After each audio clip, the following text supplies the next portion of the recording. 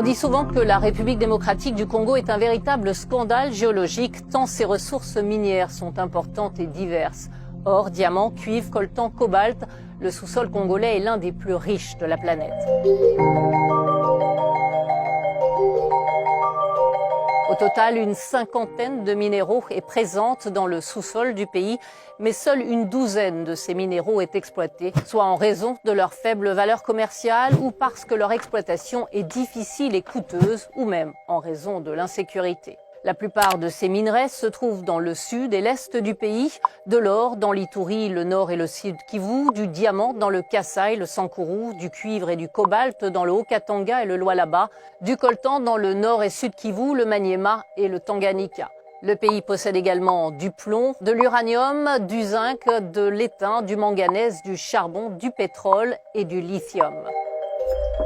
Parmi ces ressources les plus convoitées, les minéraux qu'on appelle numériques, c'est-à-dire utilisés dans l'électronique, avec en tête le cobalt, un minéral rare, stratégique pour la transition écologique, puisqu'il est utilisé dans la fabrication de batteries pour véhicules électriques. La RDC possède la plus importante réserve de cobalt au monde, située principalement dans les provinces du Haut-Katanga et du Lualaba. Autre minerai stratégique pour la RDC, le coltan, également utilisé dans l'électronique. Le pays détiendrait plus de 50% des réserves mondiales.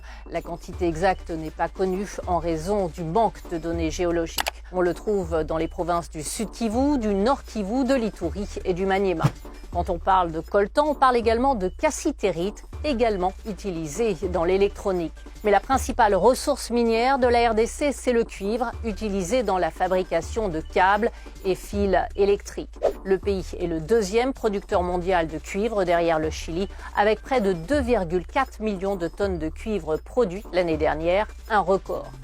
Avec la transition vers l'énergie verte, la demande pour certains minerais devrait continuer à croître ces prochaines années, comme par exemple le cobalt. Aujourd'hui, 80% du cobalt est utilisé pour fabriquer des batteries de téléphone, d'ordinateurs, mais de plus en plus des batteries de véhicules électriques, vélos ou voitures. Une batterie de téléphone portable contient entre 5 et 10 grammes de cobalt, celle d'une voiture entre 5 et 10 kilos. Alors, que rapportent toutes ces ressources minières à l'État congolais? L'année dernière, l'ensemble de la production minière a généré environ 24 milliards de dollars de chiffre d'affaires, dont un tiers doit atterrir dans les caisses de l'État, selon le code minier. L'exploitation minière à grande échelle contribue à hauteur de 20% du produit intérieur brut. Le secteur artisanal, lui, emploie près d'1 million de personnes. La RDC est donc assise sur un potentiel énorme, estime le géologue congolais Léon Moupé-Pelé, pour qui le sous-sol congolais est encore loin d'avoir révélé tous ses secrets.